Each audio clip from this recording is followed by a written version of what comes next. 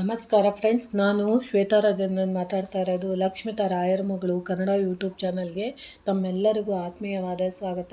ಸ್ನೇಹಿತರೆ, ಎಲ್ಲ ಹೇಗಿದ್ದೀರಾ? ಚೆನ್ನಾಗಿದ್ದೀರಾ? ನಾನು ಕೂಡ ಚೆನ್ನಾಗಿದ್ದೀನಿ. ಸ್ನೇಹಿತರೆ, ಇವತ್ತೊಂದು ನಿಮಗೆ ಮುಖ್ಯವಾದ ಮಾಹಿತಿ ತಿಳಿಸ್ತಾ ಇದ್ದೀನಿ. ಏನಪ್ಪ ಅಂತ ಅಂದರೆ, ನೋಡಿ, ನಾನು ಸುಮಾರು ಮನೆಗಳಲ್ಲಿ ನೋಡ್ತಾ ಇರ್ತೀನಿ, ಎಲ್ಲರೂ ಶುಕ್ರವಾರ ಬಂತು ಅಂದರೆ ಮಹಾಲಕ್ಷ್ಮಿ ಪೂಜೆ ಅನುಷ್ಠಾನ ಮಾಡ್ತಾ ಇರ್ತೀರಾ. ಆದರೆ ಆ ಪೂಜೆ ಮಾಡೋಂಥ ಸಂದರ್ಭದಲ್ಲಿ ಗುರುವಾರ ರಾಯರ ಪೂಜೆಗಳೆಲ್ಲ ಮಾಡ್ತಾ ಇರ್ತೀರಾ. ವಿಶೇಷ ದಿನಗಳಲ್ಲಿ, ಹಬ್ಬ ಹರಿದಿನಗಳಲ್ಲಿ, ಹುಣ್ಣಿಮೆ, ಅಮಾವಾಸ್ಯೆ, ಪೌರ್ಣಮಿ ಅಥವಾ ಪ್ರದೋಷ, ಇಂಥ ದಿನಗಳಲ್ಲೆಲ್ಲ ನೀವು ಪ್ರತಿದಿನ ಪೂಜೆ ಮಾಡ್ತಾ ಇರ್ತೀರಾ. ಆದರೆ ಪೂಜೆ ಮಾಡೋ ಅಂಥ ಸಮಯದಲ್ಲಿ ನೀವು ಕೆಲವೊಂದು ತಪ್ಪನ್ನು ಮಾಡ್ತಾ ಇದ್ದೀರಾ. ಅದು ಏನಪ್ಪ ಅಂತ ಅಂದರೆ, ಖಂಡಿತವಾಗ್ಲೂ ಹೇಳ್ತೀನಿ, ಇದು ತುಂಬಾ ಒಳ್ಳೆ ಮಾಹಿತಿ ನಿಮಗೆ. ಏನಂದರೆ, ಎಲ್ಲರೂ ಗೊತ್ತಿದ್ದು ಮಾಡೋವಂಥ ಸರ್ವೇ ಸಾಮಾನ್ಯವಾದ ಸಾಧಾರಣವಾದ ತಪ್ಪು. ಆದರೆ ಈ ತಪ್ಪೇ ನಮಗೆ ನಮ್ಮ ಜೀವನದಲ್ಲಿ ತುಂಬ ಕಷ್ಟಕ್ಕೆ ಗುರಿ ಮಾಡಿಕೊಡುತ್ತೆ. ಅದೇನಪ್ಪ ಅಂತ ಅಂದರೆ, ನೋಡಿ, ನೀವು ಮನೆಯಲ್ಲಿ ದೀಪ ಹಚ್ಚಬೇಕು ಅಂತ ಹೇಳಿ ಎಲ್ಲ ಪೂಜೆಗೆಲ್ಲ ರೆಡಿ ಮಾಡ್ಕೊಂಡಿರ್ತೀರ. ಆದರೆ ಕೆಲವೊಬ್ಬರು ಏನು ಮಾಡಿಬಿಡ್ತಾರೆ ಅಂದರೆ, ದೇವರ ರೂಮಲ್ಲಿ ನೀವು ದೇವರಿಗೆ ಅಂತ ಪೂಜೆ ಮಾಡಬೇಕು ಅಂತೇಳಿ ಇರೋ ಬರೋ ವಸ್ತುಗಳನ್ನೆಲ್ಲ, ಅಂದರೆ ನೀವು ದೇವರಿಗೆ ಅಂತ ದೀಪ ಹಚ್ಚೋ ಅಂತ ಬೆಂಕಿ ಪಟ್ಟಣನ ತೊಗೊಂಡು ನೀವು ದೇವರ ರೂಮಲ್ಲೇ ಬಿಡ್ತೀರಾ. ಖಂಡಿತವಾಗ್ಲೂ ದೇವರ ರೂಮಲ್ಲಿ ಬೆಂಕಿ ಪಟ್ಟಣನ ಸದಾ ಇಡೋ ಥರ ಖಂಡಿತವಾಗ್ಲೂ ಇಡೋಕ್ಕೆ ಹೋಗ್ಬಿಡಿ. ಅಲ್ಲೇ ನಿಮಗೆ ದೊಡ್ಡ ಸಮಸ್ಯೆ ಆಗ್ತಾ ಇರೋದು. ಯಾಕಂದರೆ ನೀವು ಬೆಂಕಿ ಪಟ್ಟಣನ ನೀವು ದೇವರು ವಿಗ್ರಹಗಳಿಟ್ಟು ಪೂಜೆ ಮಾಡೋವಂಥ ಸ್ಥಳದಲ್ಲಿ ನೀವು ಎಣ್ಣೆ ಮತ್ತು ದೀಪದ ಬತ್ತಿಗಳ ಜೊತೆ ನೀವು ಬೆಂಕಿ ಪಟ್ಟಣನೂ ಕೂಡ ನೀವು ಅದ್ರ ಜೊತೆನೇ ಅಲ್ಲಿ ಸೈಡಲ್ಲಿ ಇಟ್ಟಿರ್ತೀರ. ಖಂಡಿತವಾಗ್ಲೂ ಆ ಥರದ ತಪ್ಪನ್ನು ಮಾಡಬೇಡಿ ಇನ್ನು ಮುಂದೆ. ಯಾಕಂದರೆ ನೀವು ಬೆಂಕಿ ಪಟ್ಟಣನ ದೇವರು ವಿಗ್ರಹಗಳು ದೀಪ ಹಚ್ಚಿದಂಥ ಸಂದರ್ಭದಲ್ಲಿ ಬೆಂಕಿ ಪಟ್ಟಣನ ನೀವು ದೇವರ ಕೋಣೆಯಲ್ಲೇ ಬಿಡೋದ್ರಿಂದ ಅಲ್ಲೇ ನಿಮಗೆ ಪ್ರತಿದಿನ ಜಗಳ ಶುರುವಾಗೋದಕ್ಕೆ ಕಾರಣ ಆಗುತ್ತೆ. ಯಾಕಂದರೆ ಬೆಂಕಿ ಬಂದು ಅಗ್ನಿದೇವ ಆಗಿರ್ತಾರೆ. ಆ ಅಗ್ನಿದೇವ ದೇವತೆಗಳ ಜೊತೆ ಸದಾ ಇರೋದ್ರಿಂದ, ಅದರಲ್ಲೂ ಬೆಂಕಿ ಪಟ್ಟಣದ ಜೊತೆ ಇಡೋದ್ರಿಂದ ಖಂಡಿತವಾಗ್ಲೂ ಮನೆಯಲ್ಲಿ ಜಗಳ ಆಗ್ತಾ ಇರುತ್ತೆ. ನಕಾರಾತ್ಮಕ ಶಕ್ತಿ ಅನ್ನೋದು, ವಾತಾವರಣ ಅನ್ನೋದು ಅಲ್ಲಿ ದೇವರ ರೂಮಲ್ಲಿ ದೈವಶಕ್ತಿ ಅನ್ನೋದು ಇರೋದಕ್ಕೆ ಸಹಾಯ ಮಾಡೋದಿಲ್ಲ. ಅದಕ್ಕೋಸ್ಕರ ನೀವೇನು ಮಾಡಬೇಕು ಅಂದರೆ, ಪ್ರತಿದಿನ ಪೂಜೆ ಮಾಡಿದ ನಂತರ ನೀವು ಬೆಂಕಿ ಪಟ್ಟಣ ಇರುತ್ತಲ್ಲ, ಅದನ್ನು ನೀವು ತೆಗೆದುಬಿಟ್ಟು ಬೇರೆ ಕಡೆ ಎಲ್ಲಾದರೂ ಇಟ್ಕೊಬೇಕು. ಅದಕ್ಕೆ ಅಂತ ಒಂದು ಸಪ್ರೇಟ್ ಜಾಗ ಮಾಡಿ ಇಟ್ಕೊಬೇಕು. ದೇವರ ರೂಮಲ್ಲಿ ಖಂಡಿತವಾಗ್ಲೂ ನೀವು ಬೆಂಕಿ ಪಟ್ಟಣನ ಬಿಡಬೇಡಿ. ನೀವು ಬೆಂಕಿ ಪಟ್ಟಣನ ನೀವು ಅಲ್ಲೇ ಬಿಟ್ಟಿದ್ದೆ ಆದರೆ ಮಕ್ಕಳು ಚೆನ್ನಾಗಿ ವಿದ್ಯಾಭ್ಯಾಸ ಓದೋದಿಲ್ಲ, ಮಕ್ಕಳಿಗೆ ಆರೋಗ್ಯ ಸಮಸ್ಯೆ ಕಾಡ್ತಾ ಇರುತ್ತೆ.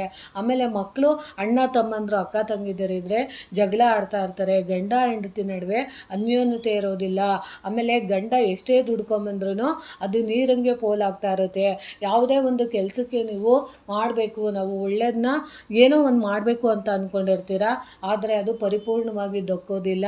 ಆಮೇಲೆ ಇನ್ನೊಂದು ಏನಾಗುತ್ತೆ ಅಂದರೆ, ನೀವು ಎಷ್ಟೇ ಪೂಜೆ ಮಾಡಿದ್ರೂ ಆ ಪೂಜೆ ನಿಮಗೆ ಪ್ರತಿಫಲ ಕೊಡೋದಿಲ್ಲ. ಅದಕ್ಕೋಸ್ಕರ ನಾನು ಹೇಳ್ತಾ ಇದ್ದೀನಿ, ಖಂಡಿತವಾಗ್ಲೂ ದೇವರ ರೂಮಲ್ಲಿರೋಂಥ ಬೆಂಕಿ ಪಟ್ಟಣನ ನೀವು ಗಮನಿಸಿ ಪೂಜೆ ಮಾಡಿದ ನಂತರ ನೀವು ಆ ಬೆಂಕಿ ಪಟ್ಟಣನ ಸಪ್ರೇಟಾಗಿ ಇಡಿ. ಆಮೇಲೆ ಇನ್ನೊಂದು ಏನು ಕೆಲಸ ಮಾಡ್ತೀರಾ ಅಂದರೆ, ಕೆಲವೊಬ್ಬರು ಮನೆಗಳಲ್ಲಿ ಪೂಜೆಗೆ ಅಂತ ಶಂಖನ ತಂದಿರ್ತೀರ, ದಕ್ಷಿಣಾಮೂರ್ತಿ ಶಂಖ ಇನ್ನಂಥದ್ದು ತಂದಿರ್ತೀರ. ಆ ಶಂಖಗಳನ್ನ ಏನು ಮಾಡಿಬಿಡ್ತೀರಾ ಅಂದರೆ, ನೀವು ಪೂಜೆ ಮಾಡ್ತಿರೋ ಇಲ್ವೋ ಗೊತ್ತಿಲ್ಲ, ನಿಮಗೆ ಪೂಜೆ ಮಾಡೋಕ್ಕೆ ಬಂದರೆ ಖಂಡಿತವಾಗ್ಲೂ ಪೂಜೆ ಮಾಡಿ. ಅಕಸ್ಮಾತು ನಿಮಗೆ ಪೂಜೆ ಮಾಡೋಕ್ಕೆ ಬಂದಿಲ್ಲ, ಎಲ್ಲರ ಮನೇಲೂ ಶಂಖ ಇದೆ ಅಂತ ಹೇಳಿ ಎಲ್ಲ ಕಡೆ ಓದೋದ ಕಡೆ ಎಲ್ಲೆಲ್ಲಿರುತ್ತೋ ಅಲ್ಲೆಲ್ಲ ನೀವು ಶಂಖಗಳನ್ನ ತತ್ತೀರಾ. ದಯವಿಟ್ಟು ಈ ಥರ ತಪ್ಪುಗಳನ್ನ ಮಾಡಬೇಡಿ.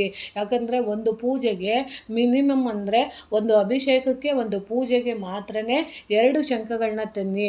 ಅದರಲ್ಲೂ ದೇವರ ರೂಮಲ್ಲಿ ನೀವು 2 ಶಂಖಗಳನ್ನ ಖಂಡಿತವಾಗ್ಲೂ ಇಡಬೇಡಿ. ಯಾಕಂದರೆ ನೀವು ಹೆಚ್ಚು ಶಂಖಗಳನ್ನ ಮನೇಲಿಟ್ಟಾಗ ಅದು ಸಹ ನಿಮಗೆ ಜಗಳಕ್ಕೆ ದಾರಿ ಮಾಡಿಕೊಡುತ್ತೆ. ಯಾವುದೇ ಒಂದು ಪೂಜಾ ವಿಗ್ರಹಗಳನ್ನ ನೀವು ಪೂಜೆ ಮಾಡಬೇಕು ಅನ್ನುವಾಗ ಖಂಡಿತವಾಗ್ಲೂ 1 ವಿಗ್ರಹಗಳನ್ನ ಇಟ್ಕೊಂಡಿರಬೇಕು. ಅದರಲ್ಲೂ ನಿಮ್ಮ ಕುಲದೇವರು, ಇಷ್ಟ ದೇವರು ಮತ್ತು ನಿಮ್ಮ ಗ್ರಾಮ ದೇವರುಗಳು. ಪೂಜೆ ಮಾಡ್ತೀವಿ ಅಂತ ವಿಗ್ರಹಗಳನ್ನೆಲ್ಲ, ಜಾಸ್ತಿ ಇರೋ ವಿಗ್ರಹಗಳನ್ನೆಲ್ಲ ದೇವರ ರೂಮಲ್ಲಿ ನೀವು ತುಂಬಿಕೊಳ್ಳೋದ್ರಿಂದ ಖಂಡಿತವಾಗ್ಲೂ ದೇವರು ಕೂತ್ಕೊಳ್ಳೋದಕ್ಕೆ ಸ್ಪೇಸ್ ಇರೋದಿಲ್ಲ. ಅಂದರೆ ನಾವು ದೇವ್ರನ್ನ ಕರೆದಾಗ ದೇವ್ರ ರೂಮು ಶುದ್ಧವಾಗಿರಬೇಕು. ಅದು ನಿಮಗೆ ನೋಡಿದ ತಕ್ಷಣ ಖುಷಿ ಆಗಬೇಕು. ಅಂದರೆ ಯಾವುದೇ ಒಂದು ನಾವು ಪೂಜೆ ಪುನಸ್ಕಾರ ಮಾಡಿದಾಗ ಅಲ್ಲಿ ದೇವರು ನೆಲೆಸೋದಕ್ಕೆ ನಾವು ದಾರಿ ಮಾಡಿಕೊಟ್ಟಿರಬೇಕು. ಇರೋಬರ ದೇವ್ರ ವಿಗ್ರಹಗಳನ್ನೆಲ್ಲ ಇಟ್ಟು ನೀವು ಬನ್ನಿ ಬನ್ನಿ ಬನ್ನಿ ಅಂದರೆ ಎಲ್ಲ ದೇವರು ಎಲ್ಲರಿಗೂ ಆಗಿ ಬರೋದಿಲ್ಲ. ಅಂದರೆ ನಾನು ಹೇಳೋ ಅರ್ಥ, ಅವರವರ ಕುಲದೇವರುಗಳು ಅವ್ರನ್ನ ತಲೆಮಾರುಗಳಿಂದ ಕಾಯ್ಕೊಂಡು ಬಂದಿರ್ತಾರೆ. ಅಂಥ ಸಂದರ್ಭಗಳಲ್ಲಿ ನಾವು ಸಿಕ್ಕ ವಿಗ್ರಹಗಳನ್ನೆಲ್ಲ ತಂದು ಪೂಜೆ ಮಾಡ್ತೀವಿ ಅಂದರೆ ಅದು ಖಂಡಿತವಾಗ್ಲೂ ಆಗೋದಿಲ್ಲ. ಯಾಕಂದರೆ ಆಯಾ ದೇವರು ಆಯಾ ಶಕ್ತಿಗೆ ಅದರದ್ದೇ ಆದ ಪೂಜಾ ರೀತಿಗಳಿರುತ್ತೆ. ಅದನ್ನು ನಾವು ಮಾಡಲಿಲ್ಲ ಅಂದರೆ ದೇವರುಗಳು ಒಣಗುತ್ತೆ. ಒಣಗ್ದಂಗೆ ನಮ್ಮ ಮನೆ ಕೂಡ ಒಣಗುತ್ತೆ ಅಂತ ತಿಳಿಸೋಕ್ಕೆ ಇಷ್ಟಪಡ್ತೀನಿ. ಅದಕ್ಕೋಸ್ಕರ ನಿಮ್ಮ ಮನೆಯಲ್ಲಿ ನಿಮ್ಮ ಪೂಜಾ ರೂಮದಲ್ಲಿ ಶಂಕು ಮಾತ್ರ ಒಂದೇ ಒಂದು ಶಂಕು ಇರೋ ಥರ ನೋಡ್ಕೊಳ್ಳಿ. ಆಮೇಲೆ ಇನ್ನೊಂದು ಏನು ಮಾಡ್ತೀರಾ ಅಂದರೆ ಆ ಶಂಖನ ತಂದಿರ್ತೀರ ಅಂದ್ಕೊಳ್ಳಿ, ಆ ಶಂಖನ ಹೆಂಗಂದ್ರಂಗೆ ಇಟ್ಟಿರ್ತೀರ. ದಯವಿಟ್ಟು ಆ ಥರ ಮಾಡೋಕ್ಕೆ ಹೋಗ್ಬಿಡಿ. ಯಾಕಂದರೆ ನೀವು ತಂದಿರೋ ಅಂಥ ಶಂಖದೊಳಗಡೆ ಒಂದು ಪ್ಲೇಟಲ್ಲಿ ಅಥವಾ ಒಂದು ತಾಮ್ರದ ಪ್ಲೇಟಲ್ಲಿ ನೀವು ಆ ಶಂಖನ ಇಡಬೇಕಾಗುತ್ತೆ. ಆ ಶಂಖನ ಇಟ್ಟಿದ ನಂತರ ನೀವು ಏನು ಮಾಡಬೇಕು ಅಂದರೆ ಅದಕ್ಕೆ ಸ್ವಲ್ಪ ನೀರನ್ನು ಹಾಕಬೇಕಾಗತ್ತೆ. ನೀರನ್ನು ಹಾಕಿ ಅದ್ರ ಒಳಗಡೆ ನೀವು ಸ್ವಲ್ಪ ತುಳಸಿನ ಹಾಕಿ ಇಡೋ ಅಂಥ ಅಭ್ಯಾಸ ಮಾಡಿ. ಯಾಕಂದರೆ ಅಲ್ಲಿ ನೀವು ನೀರನ್ನು ಹಾಕಿ ತುಳಸಿನ ಇಡೋದ್ರಿಂದ ರಾಯರ ಆಶೀರ್ವಾದ ಇರುತ್ತೆ. ಮನೆ ಯಾವಾಗಲೂ ಸಮೃದ್ಧಿಯಾಗಿ ಬೆಳೆಯೋದಕ್ಕೆ ಸಹಾಯ ಮಾಡುತ್ತೆ. ಇಲ್ಲ ಅಂದರೆ ನೀವು ನೀರು ಹಾಕ್ದಲೆ ಶಂಖನ ಇಡ್ತಾ ಇದ್ದರೆ ಖಂಡಿತವಾಗ್ಲೂ ಮನೆಯಲ್ಲಿ ಇರೋವಂಥ ದೇವರುಗಳು ಒಣಗುವಂಥ ಪರಿಸ್ಥಿತಿ ಬರುತ್ತೆ. ಈ ರೀತಿ ನೀವು ಮಾಡಬೇಕಾಗುತ್ತೆ. ಆಮೇಲೆ ಇನ್ನೊಂದು ಏನು ತಪ್ಪು ಮಾಡ್ತೀರಾ ಅಂದರೆ ಎಲ್ಲರ ಮನೆಯಲ್ಲೂ ಆಮೆ ಇದೆ. ಆಮೆನ ನಾವು ಕೂರ್ಮಾವತಾರದ ಆಮೆ ಅಂತೀವಿ. ಅದು ಇಟ್ಕೊಂಡ್ರೆ ನಮಗೆ ಲಕ್ ಅಂತ ಹೇಳಿ ಎಲ್ಲರೂ ತಂದು ಇಟ್ಕೊಂಡಿರ್ತೀರ. ಆದರೆ ಅದನ್ನು ಯಾವ ರೀತಿ ನೀವು ಪೂಜೆ ಮಾಡಬೇಕು ಅನ್ನೋದೇ ಗೊತ್ತಿಲ್ಲ. ಅದನ್ನು ಏನು ಮಾಡ್ತೀರಾ ಅಂದರೆ ಸುಮ್ಮನೆ ತಂದಿದ್ದೀವಿ ಅಂದ್ಬಿಟ್ಟು ಎಲ್ಲೋ ಒಂದು ಕಡೆ ಯಾವುದೋ ಒಂದು ಮೂಲೆಯಲ್ಲಿ ಇಡ್ತಾ ಇರ್ತೀರ. ದಯವಿಟ್ಟು ಅದನ್ನು ಆ ರೀತಿ ತಪ್ಪನ್ನು ಮಾಡಿಬಿಡಿ. ಅದಕ್ಕೂ ಅಷ್ಟೇ, ನೀವು ತಂದಿರೋಂಥ ಆಮೆ ಚಿತ್ರ ಇರುತ್ತಲ್ಲ ಅಥವಾ ಆಮೆ ಬೊಂಬೆ ಇರುತ್ತಲ್ಲ, ಅದನ್ನು ನೀವು ಏನು ಮಾಡಬೇಕು ಅಂದರೆ ಒಂದು ತಾಮ್ರದಲ್ಲೇ ತಂದಿರಲಿ ಅಥವಾ ಒಂದು ಪ್ಲಾಸ್ಟಿಕ್ದು ತರಕ್ಕೆ ಹೋಗಬೇಡಿ. ಅಥವಾ ಗಾಜಿಂದು ಅಥವಾ ಸ್ಫಟಿಕದ್ದು ನೀವು ತಂದಾಗ ಅದನ್ನು ಅಷ್ಟೇ ಯಾವಾಗಲೂ ನಮ್ಮ ಕೂರ್ಮ ಅವತಾರದಲ್ಲಿರೋ ಅಂಥ ಆಮೆಯ ಮುಖ ನಮ್ಮ ದೇವ್ರ ಮುಖನ ಅಂದರೆ ಮನೆಯ ಒಳಗಡೆ ಬರೋ ಥರ ನೀವು ಅದನ್ನು ಇಡಬೇಕಾಗುತ್ತೆ. ಅಂದರೆ ಇವಾಗ ನೀವು ಮನೆಯಲ್ಲಿ ದೇವ್ರ ರೂಮು ಎಂಟ್ರೆನ್ಸ್ ಇರುತ್ತೆ ಅಂದ್ಕೊಳ್ಳಿ, ಆ ಎಂಟ್ರೆನ್ಸಲ್ಲಿ ನೀವು ಒಳಗಡೆ ಆ ಬಿಂಬ ನಿಮಗೆ ಒಳಗಡೆ ಬರೋ ಥರ ಅದನ್ನು ಇಡಬೇಕಾಗುತ್ತೆ. ಅದರಲ್ಲೂ ಮುಖ್ಯವಾಗಿ ಅದಕ್ಕೆ ನೀವು ಅದನ್ನು ಸಹ ಸುಮ್ಮನೆ ಇಡಬಾರ್ದು. ಅದಕ್ಕೂ ಸಹ ನೀವು ನಿಮ್ಮ ಮನೆಯಲ್ಲಿರೋಂಥ ಒಂದು 5 ರೂಪಾಯಿ ಕಾಯಿನ್ ಇರ್ಬೋದು, 2 ರೂಪಾಯಿ ಕಾಯಿನ್ ಇರ್ಬೋದು, 1 ರೂಪಾಯಿ ಕಾಯಿನ್ ಇರ್ಬೋದು, ಅದನ್ನು ನೀವು ನೀರು ಹಾಕಿ ಅದರಲ್ಲೂ ಸ್ವಲ್ಪ ತುಳಸಿ ಹಾಕಿ ನೀವು ಇಡೋವಂಥ ಅಭ್ಯಾಸನ ಮಾಡಬೇಕು. ಯಾಕಂದರೆ ಅದು ಕೂಡ ನಿಮಗೆ ಒಣಗೋ ಅಂಥದ್ದು ಚಾನ್ಸಸ್ ಇರುತ್ತೆ. ನೀವು ಅದಕ್ಕೆ ನೀರನ್ನು ಹಾಕಿ ಇಡೋದ್ರಿಂದ ಮನೆಯಲ್ಲಿ ಸಮೃದ್ಧಿ ಆಗುತ್ತೆ. ನೋಡಿ, ನಾವು ಮಾಡೋ ಚಿಕ್ಕ ಚಿಕ್ಕ ತಪ್ಪುಗಳೇ ನಮಗೆ ನಾವು ಮಾಡೋಂಥ ಪೂಜಾ ವ್ರತಗಳನ್ನ ನಮ್ಮನ್ನು ಹಾಳು ಮಾಡ್ತಾ ಇದೆ ಅಂತ ತಿಳಿಸ್ತೀನಿ. ಆಮೇಲೆ ಏನು ಮಾಡ್ತೀರಾ, ಹೂ ಕಟ್ ಮಾಡಬೇಕು ಅಂತ ಹೇಳಿ ನೀವು ಕತ್ರಿಗಳನ್ನ ಬ್ಲೇಡ್ಗಳನ್ನ ಅದನ್ನೆಲ್ಲ ನೀವು ದೇವ್ರ ಹತ್ರ ಇಟ್ಟಿರ್ತೀರ. ದಯವಿಟ್ಟು ಆ ಥರದ ತಪ್ಪನ್ನು ಮಾಡೋಕ್ಕೆ ಹೋಗ್ಬಿಡಿ. ಯಾಕಂದರೆ ಕತ್ರಿಗಳನ್ನು ನೀವು ಅಲ್ಲಿ ದೇವರ ರೂಮಲ್ಲಿ ಇಟ್ಟಾಗ ಕತ್ರಿ ಬಂದು ಜೀವನನ ಕಟ್ ಮಾಡೋ ಅಂಥದ್ದು ಆಗುತ್ತೆ. ಗಂಡ ಹೆಂಡತಿ ನಡುವೆ ಯಾವಾಗಲೂ ಅನ್ಯೋನ್ಯತೆ ಅನ್ನೋದು ಇರೋದಿಲ್ಲ. ನೀವು ದೇವರ ರೂಮಲ್ಲಿ ಸದಾ ನೀವು ಬ್ಲೇಡು ಕತ್ರಿಗಳನ್ನೆಲ್ಲ ಇಟ್ಟಾಗ ಅದು ನಿಮಗೆ ಕೆಟ್ಟದ್ದನ್ನು ಮಾಡುತ್ತೆ. ನಿಮ್ಮ ನಡುವೆ ಇರೋ ಅಂಥ ಅನ್ಯೋನ್ಯತೆಯನ್ನು ದೂರ ಮಾಡುತ್ತೆ. ಅದಕ್ಕೋಸ್ಕರ ಇದನ್ನು ಖಂಡಿತ ಇಡಕ್ಕೆ ಹೋಗ್ಬಿಡಿ. ಆಮೇಲೆ ಏನು ಮಾಡ್ತೀರಾ ಅಂತಂದರೆ ಕೆಲವೊಬ್ಬರು ದೇವ್ರ ಕೋಣೆ ಇರುತ್ತೆ ಅಂದ್ಬಿಟ್ಟು ಎಂತೆಂಥದೋ ಫೋಟೋಸು, ಆಮೇಲೆ ಮಕ್ಕಳು ಓದ್ಕೊಳ್ಳೋವಂಥ ಪುಸ್ತಕಗಳು, ಆಮೇಲೆ ಬೇರೆ ಬೇರೆ ಪುಸ್ತಕಗಳು, ಯಾವ್ಯಾವೋ ಏನೇನೋ ಯಾರ್ಯಾರೋ ಏನೇನೋ ಕೊಟ್ಟಿರ್ತಾರೆ, ಗಿಫ್ಟ್ ಕೊಟ್ಟಿರ್ತಾರೆ, ಆ ಥರದ ವಸ್ತುಗಳು ಏನೇನೋ ಇದೆ, ಎಲ್ಲ ದೇವ್ರ ಬಿಂಬ ಇರುತ್ತೆ ಅಂದ್ಬಿಟ್ಟು ಸಿಕ್ಕಿದ ವಸ್ತುಗಳನ್ನೆಲ್ಲ ದೇವ್ರ ರೂಮಲ್ಲಿ ಖಂಡಿತವಾಗ್ಲೂ ಇಡಕ್ಕೆ ಹೋಗ್ಬೇಡಿ. ದೇವ್ರ ರೂಮು ಯಾವಾಗಲೂ ಶುದ್ಧವಾಗಿರಬೇಕು. ಅದಕ್ಕೋಸ್ಕರ ದೇವರ ರೂಮಲ್ಲಿ ನಿಮಗೆ ಎಷ್ಟು ಅಗತ್ಯ ಪೂಜೆ ಮಾಡೋದಕ್ಕೆ ಎಷ್ಟು ಅಗತ್ಯ ಇದೆಯೋ ಅಷ್ಟು ವಿಗ್ರಹಗಳು ಮತ್ತು ಆ ರೀತಿ ಇರೋಂಥ ನಿಮಗೆ ಪೂಜೆಗೆ ಬಳಸಬೇಕಾಗಿರೋಂಥ ವಸ್ತುಗಳನ್ನ ಮಾತ್ರನೇ ಇಡಿ. ಯಾಕಂದರೆ ನೀವು ಎಷ್ಟು ದೇವ್ರ ರೂಮನ್ನು ನೀವು ಅಪಾರವಾಗಿ ನೋಡೋಕೆ ಚೆನ್ನಾಗಿ ಕಾಣಲಿ ಅಂದ್ಬಿಟ್ಟು ಇರೋಬರ ವಿಗ್ರಹಗಳನ್ನೆಲ್ಲ ತುಂಬಿ ಇರೋಬರ ಹೂಗಳನ್ನೆಲ್ಲ ತುಂಬಿ ನೀವು ಪೂಜೆ ಮಾಡಿದರೆ ಖಂಡಿತವಾಗ್ಲೂ ದೇವರು ಒಲಿಯೋದಿಲ್ಲ. ಯಾಕಂದರೆ ನಾವು ಯಾವುದೇ ಒಂದು ಪೂಜೆನ ನಾವು ಮಾಡಬೇಕು ಅಂದರೆ ಶುದ್ಧವಾದ ಮನಸ್ಸಿಂದ ನೀವು ಒಂದೇ ಒಂದು ವಿಗ್ರಹ ಇಟ್ಟು ಒಂದು ಹೂವನ್ನಿಟ್ಟು ನೀವು ಪೂಜೆ ಮಾಡಿ, ಭಗವಂತ ಖಂಡಿತವಾಗ್ಲೂ ಒಲಿತಾರೆ. ಇದನ್ನು ನಾನು ತಿಳಿಸ್ಕೊಡ್ತಿದ್ದೀನಿ ಸ್ನೇಹಿತರೆ. ನೋಡಿ, ಯಾಕಂದರೆ ನೀವು ಮಾಡ್ಕೊಳ್ಳೋ ಚಿಕ್ಕ ಚಿಕ್ಕ ತಪ್ಪುಗಳು ನಿಮ್ಮ ಜೀವನನೇ ಹಾಳು ಮಾಡ್ತಿರುತ್ತೆ. ಆದರೆ ನಿಮಗಿದೆಲ್ಲ ಗೊತ್ತಾಗಿರೋದಿಲ್ಲ. ಖಂಡಿತವಾಗ್ಲೂ ಈ ಥರದ ತಪ್ಪನ್ನು ಮಾಡೋಕ್ಕೆ ಹೋಗ್ಬಿಡಿ. ಆಮೇಲೆ ಕೆಲವೊಬ್ಬರು ಏನು ಮಾಡಿಬಿಡ್ತೀರಾ ಅಂದರೆ ನೀವು ಮಾಡಿದಂಥ ಪೂಜೆ ಇರುತ್ತಲ್ಲ, ಮಾಡಿದ ತಕ್ಷಣ ಏನು ಮಾಡ್ತೀರಾ, ಇವತ್ತು ಪೂಜೆ ಮಾಡಿದ್ದೀನಿ ಅಂತ ಹೇಳ್ಬಿಟ್ಟು ಬೆಳಗ್ಗೆ ನೀವು ಸುಮ್ಮನೆ ಇರ್ತೀರಾ. ದಯವಿಟ್ಟು ಆ ರೀತಿ ಎಲ್ಲ ಮಾಡಬೇಡಿ. ಯಾಕಂದರೆ ನೀವು ಇವತ್ತು ದೀಪ ಹಚ್ಚಿದ್ದೀರಾ ಅಂದಿದ ತಕ್ಷಣವೇ ಬೆಳಗ್ಗೆ ನೀವು ಪೂಜೆ ಮಾಡಿದಂಥ ಯಾವುದೇ ಹೂವುಗಳಿರ್ಬೋದು, ಆ ಹೂವುಗಳನ್ನ ಖಂಡಿತವಾಗ್ಲೂ ದೇವರ ಮೇಲೇ ಬಿಟ್ಟು ಪೂಜೆ ಮಾಡೋಕ್ಕೆ ಹೋಗಬೇಡಿ. ಯಾಕಂದರೆ ಹೂವು ನೆನೆ ಅಲಂಕಾರಕ್ಕೆ ನಾನು ಜೋಡಿಸಿದ್ದೀನಿ, ಅದೇ ಹೂವು ಇರಲಿ ಅಂತ ಹೇಳಿ ನೀವು ಅದೇ ಹೂವದ ಜೊತೆಗೆ ನೀವು ಪೂಜೆ ಮಾಡೋ ಅಭ್ಯಾಸನ ಖಂಡಿತವಾಗ್ಲೂ ರೂಢಿಸ್ಕೊಬೇಡಿ. ಯಾಕಂದರೆ ನೀವು ಪೂಜೆ ಮಾಡಿದಂಥ ಹೂವುಗಳು ಒಂದು ದಿನಕ್ಕೆ ಮಾತ್ರ ಸೀಮಿತ ಆಗಿರುತ್ತೆ. ಇನ್ನು ಬೆಳಗ್ಗೆಯಿಂದ ಸಂಜೆವರೆಗೂ ಮಾತ್ರ ಅದಕ್ಕೆ ಮೀಸಲಾಗಿರುತ್ತೆ. ಅದು ಸಂಜೆಯ ನಂತರ, ಸೂರ್ಯಾಸ್ತದ ನಂತರ ಅದು ನೈರ್ಮಲ್ಯ ಆಗುತ್ತೆ. ಅಂಥ ಹೂವುಗಳನ್ನ ನೀವು ಬೆಳಗಿನ ಜಾವ ಎದ್ದಿದ ತಕ್ಷಣ ನಿಮ್ಮ ಮನೇಲಿ ಪೂಜೆ ಮಾಡೋದಕ್ಕೆ ಹೂವು ಇಲ್ಲ ಅಂದರೂ ಪರವಾಗಿಲ್ಲ, ಆದರೆ ಆ ಹೂವುಗಳನ್ನ ನೀವು ಇಟ್ಟು ನಿರಂತರ ಪೂಜೆ ಮಾಡೋ ಅಭ್ಯಾಸನ ಮಾಡಬೇಡಿ.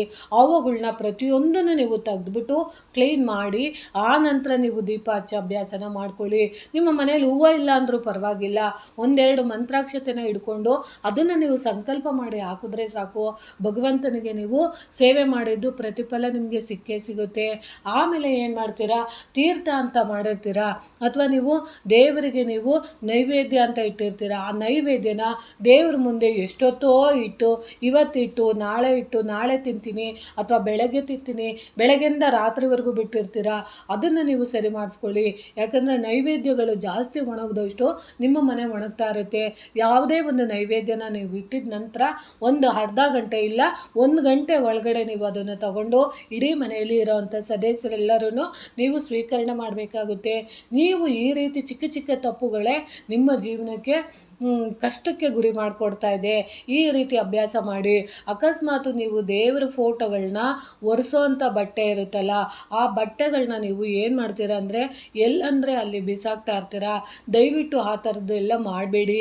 ಯಾಕಂದರೆ ನೀವು ಮುಖ ಒರೆಸ್ಕೊಳ್ಳೋವಂಥ ಬಟ್ಟೆಗಳು ಅಥವಾ ನೀವು ಕೈ ಒರೆಸ್ಕೊಳ್ಳೋವಂಥ ಬಟ್ಟೆಗಳಿರ್ಬೋದು, ಆ ಥರದ್ದು ಬಟ್ಟೆಗಳಲ್ಲಿ ದೇವ್ರನ್ನ ನೀವು ಸೀಟೋದಾಗಲಿ ಅಥವಾ ಅದನ್ನು ಒರೆಸೋದಾಗಲಿ ಮಾಡಬೇಡಿ. ಅದು ಸಹ ನಿಮಗೆ ಕಷ್ಟಕ್ಕೆ ಗುರಿ ಮಾಡಿಕೊಡುತ್ತೆ. ಯಾವಾಗಲೂ ದೇವರ ಫೋಟೋನ ನೀವು ಒರೆಸೋವಂಥ ಸಮಯದಲ್ಲಿ ಶುದ್ಧವಾಗಿರೋವಂಥ ಒಳ್ಳೆ ಬಟ್ಟೆಯಲ್ಲಿ ನೀವು ಒರೆಸೋವಂಥ ಅಭ್ಯಾಸನ ರೂಢಿಸ್ಕೊಳ್ಳಿ. ಆಮೇಲೆ ಏನು ಮಾಡ್ತೀರಾ ಅಂತಂದರೆ, ಕೆಲವೊಬ್ಬರು ಏನು ಮಾಡ್ತೀರಾ ಅಂತಂದರೆ ದೇವರು ಪೂಜೆ ಎಲ್ಲ ಆಗಿದ ನಂತರ ಬನ್ನಿ ನಮ್ಮ ಮನೇಲಿ ಪೂಜೆ ಮಾಡಿ. ಈಗ ಯಾರೋ ಒಬ್ಬರು ಬಂದಿರ್ತಾರೆ ಅಂದ್ಕೊಳ್ಳಿ, ಬಂದಿದ ತಕ್ಷಣ ಏನು ಮಾಡ್ತೀರಾ, ನಮ್ಮ ಮನೆಯಲ್ಲಿ ಅಷ್ಟು ಅಲಂಕಾರ ಮಾಡಿದ್ದೀವಿ, ನಾವು ಇಷ್ಟು ಅಲಂಕಾರ ಮಾಡಿದ್ದೀವಿ ನೋಡಿ, ನಮ್ಮ ಮನೆ ಪೂಜೆ ಹಂಗಿದೆ ಹಿಂಗಿದೆ ಅಂತ ಹೇಳಿ ನೀವು ನಿಮ್ಮ ದೇವರ ಕೋಣೆನ ಪ್ರತಿಯೊಬ್ಬರಿಗೂ ತೋರಿಸೋ ಅಂಥ ಅಭ್ಯಾಸನ ಖಂಡಿತವಾಗ್ಲೂ ಮಾಡಬಾರ್ದು. ಯಾಕಂದರೆ ನೀವು ಪೂಜೆ ಮಾಡಿದ ನಂತರ ಆಯಾ ಮನೆಗೆ ಆಯಾಕ್ಕೆ ಸಂಬಂಧಪಟ್ಟಂಥ ದೇವತೆಗಳಿರ್ತಾರೆ.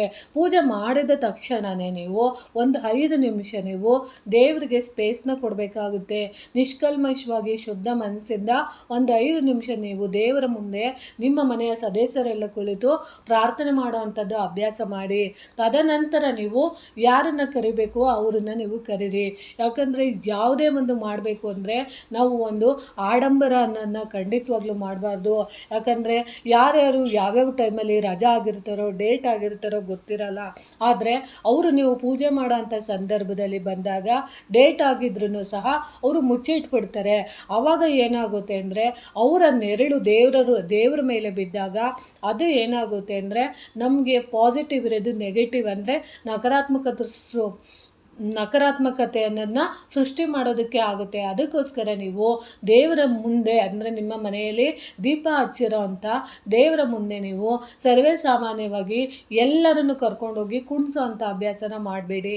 ಯಾಕಂದರೆ ಒಂದಿಷ್ಟು ಪೂಜಾ ಸಮಯಗಳಲ್ಲಿ ಇಂತಿಂಥ ಸಮಯದಲ್ಲಿ ಮಾತ್ರ ನಾವು ಇಂತಿಂಥದ್ದನ್ನು ಮಾಡಿದಾಗ ಮಾತ್ರ ನಮಗೆ ಅದಕ್ಕೆ ಒಂದು ಬೆಲೆ ಇರುತ್ತೆ. ಅಂದರೆ ನೀವು ಅರಿಶಿನ ಕುಂಕುಮ ಎಲ್ಲ ದಾನ ಮಾಡಬೇಕು ಅಥವಾ ಹಂಚಬೇಕು ಅಂದಾಗ ಒಂದು ಸ್ವಲ್ಪ ಸಮಯ ಬಿಟ್ಟು ದೇವರ ಕೋಣೆ ಬಿಟ್ಟು ಸ್ವಲ್ಪ ಜಾಗದಲ್ಲಿ ಅಂದರೆ ಹಾಲಲ್ಲಿ ಆ ಥರದ ಕಡೆ ನೀವು ಕೊಡಬೇಕಾಗುತ್ತೆ. ನೀವು ದೇವರಿಗೆ ಬಳಸುವಂಥ ವಸ್ತುಗಳ ಮುಖಾಂತರ ಖಂಡಿತವಾಗ್ಲೂ ಇತರರಿಗೆ ನೀವು ದಾನವಾಗಿ ಕೊಡಬೇಡಿ. ಅದನ್ನು ನೀವು ಮೊದಲು ಒಂದಷ್ಟು ಗಮನದಲ್ಲಿ ಇಟ್ಕೊಳ್ಳಿ. ನೀವು ಬಳಸುವಂಥ ಕುಂಕುಮ ಆಗಿರ್ಬೋದು, ನೀವು ದೇವರಿಗೆ ಬಳಸಿದಂಥ ಬಳೆ ಇರ್ಬೋದು, ವಸ್ತುಗಳಿರ್ಬೋದು, ಅದೆಲ್ಲ ನೀವು ಉಪಯೋಗಿಸ್ಬೇಕು. ತದನಂತರ ನಿಮ್ಮ ಕೈಯಲ್ಲಿ ನಿಮಗೆ ಉಪಯೋಗಿಸೋಕ್ಕಾಗಲಿಲ್ಲ ಅಂದರೆ ಅದನ್ನು ನೀವು ದೇವರಿಗೆ ಅಂತ ಇಟ್ಟಿದ್ದನ್ನ ನೀವು ಉಪಯೋಗಿಸೋಕ್ಕಾಗಲಿಲ್ಲ ಅಂದರೆ ಅದನ್ನು ತೊಗೊಂಡೋಗಿ ನೀವು ದೇವಸ್ಥಾನಕ್ಕೆ ಕೊಡ್ಬೋದು. ಅಥವಾ ನೀವು ಉಪಯೋಗಿಸಿರೋದನ್ನ ದೇವಸ್ಥಾನಕ್ಕೆ ಕೊಡಬೇಡಿ. ನೀವು ದೇವರ ಮುಂದೆ ಇಟ್ಟಿರೋ ಅಂಥ ವಸ್ತುಗಳು ನಿಮಗೆ ಉಪಯೋಗಿಸೋಕ್ಕಾಗಲಿಲ್ಲ ಅಂದರೆ ಅದನ್ನು ನೀವು ತೊಗೊಂಡೋಗಿ ದೇವಸ್ಥಾನಕ್ಕೆ ಕೊಡಿ. ಅದಾದಮೇಲೆ ನೀವು ಹಂಚೋ ಅಂಥದ್ದು ಯಾರಿಗೆ ಮತ್ತೊಬ್ಬರಿಗೆ ಏನಾದರೂ ಬೇರೆದನ್ನ ನೀವು ಕೊಡಬೇಕು ಅಂದರೆ ನೀವು ಬೇರೆ ವಸ್ತುಗಳನ್ನ ಅವರಿಗೆ ಅಂತಲೇ ತಂದು ಅದನ್ನು ನೀವು ಹಂಚಬೇಕಾಗುತ್ತೆ. ಯಾಕಂದರೆ ನೀವು ಮಾಡಿರೋವಂಥ ಪೂಜೆಯ ಪ್ರತಿಫಲ ಎಲ್ಲ ಬೇರೆಯವರಿಗೆ ಅದು ಹೋಗುತ್ತೆ. ಈ ರೀತಿ ಅಭ್ಯಾಸಗಳನ್ನ ಮಾಡ್ಕೊಳ್ಳಿ. ಸರ್ವೇ ಸಾಮಾನ್ಯವಾಗಿ ನಿಮ್ಮ ಮನೆಯಲ್ಲಿ ಏನೂ ನೈವೇದ್ಯ ಇಲ್ಲ ಅಂದ್ರೂ ಪ್ರತಿದಿನ ನಿಮ್ಮ ಮನೆಯಲ್ಲಿ ಒಂದು ಗ್ಲಾಸ್ನ ನೀರನ್ನು ದೇವ್ರ ಹತ್ರ ಇಡೋವಂಥ ಅಭ್ಯಾಸನ ಇಟ್ಕೊಳ್ಳಿ. ಒಂದು ಗ್ಲಾಸು ಹಾಲಿದ್ದರೆ ಹಾಲನ್ನು ಪ್ರತಿದಿನ ಇಡಿ. ಯಾಕಂದರೆ ಯಾವತ್ತೂ ನಿಮ್ಮ ಮನೆಯಲ್ಲಿ ದೀಪ ಹಚ್ಚೋಕ್ಕಾಗಲಿಲ್ಲ, ನಿಮ್ಮ ಮನೆಯಲ್ಲಿ ಪೂಜೆ ಮಾಡೋಕ್ಕಾಗಲಿಲ್ಲ ಅಂದರೂ ಪರವಾಗಿಲ್ಲ, ನಿಮ್ಮ ಮನೆಯಲ್ಲಿ 2 ದೀಪಗಳನ್ನ ಖಂಡಿತವಾಗ್ಲೂ ಪ್ರತಿದಿನ ಚಿಕ್ಕ ಚಿಕ್ಕ ದೀಪಗಳನ್ನ ಹಚ್ಚೋ ಅಂಥ ಅಭ್ಯಾಸ ಮಾಡ್ಕೊಳ್ಳಿ. ಯಾಕಂದರೆ ಯಾವಾಗಲೂ ಅಷ್ಟೇ ಮನೆಯಲ್ಲಿ ದೀಪ ಅನ್ನೋದು ಬೆಳಗ್ಗೆ ಮತ್ತು ಸಂಜೆ ಉರಿತಾ ಇರಬೇಕು. ನೀವು ದೀಪನ ಹಚ್ಚಲಿಲ್ಲ ಅಂದರೆ ಮನೆ ಬಂದು ಸ್ಮಶಾನದ ರೀತಿ ಇರುತ್ತೆ. ನಾವು ದಿನನಿತ್ಯ ಪೂಜಿಸೋವಂಥ ದೇವರು ನಮ್ಮ ಜೊತೆ ಇರೋದಿಲ್ಲ ಅಂತ ನಾನು ತಿಳಿಸೋಕ್ಕೆ ಇಷ್ಟಪಡ್ತೀನಿ. ಸ್ನೇಹಿತರೆ ನೋಡಿ, ನನಗೆ ಗೊತ್ತಿರೋ ಇಷ್ಟು ಪುಟ್ಟ ಮಾಹಿತಿಗಳನ್ನ ನಾನು ನಿಮಗೆ ತಿಳಿಸಿದ್ದೀನಿ. ಈ ಮಾಹಿತಿ ನಿಮಗೆ ಉಪಯೋಗ ಆಗಿದ್ದರೆ ಅದು ನನಗೆ ತುಂಬ ಸಂತೋಷ ಆಗುತ್ತೆ. ಈ ಮಾಹಿತಿ ನಿಮಗೆ ಇಷ್ಟ ಆಗಿದ್ದರೆ ದಯವಿಟ್ಟು ಲೈಕ್ ಕೊಡಿ, ಶೇರ್ ಮಾಡಿ. ಸ್ನೇಹಿತರೆ, ನಿಮ್ಮ ಸಪೋರ್ಟ್ ನನಗೆ ತುಂಬ ಮುಖ್ಯ ಆಗಿದೆ, ದಯವಿಟ್ಟು ಸಪೋರ್ಟ್ ಮಾಡಿ ಅಂತ ತಿಳಿಸೋಕ್ಕೆ ಇಷ್ಟಪಡ್ತೀನಿ. ಪ್ರೀತಿಯ ಧನ್ಯವಾದಗಳು ಸ್ನೇಹಿತರೆ.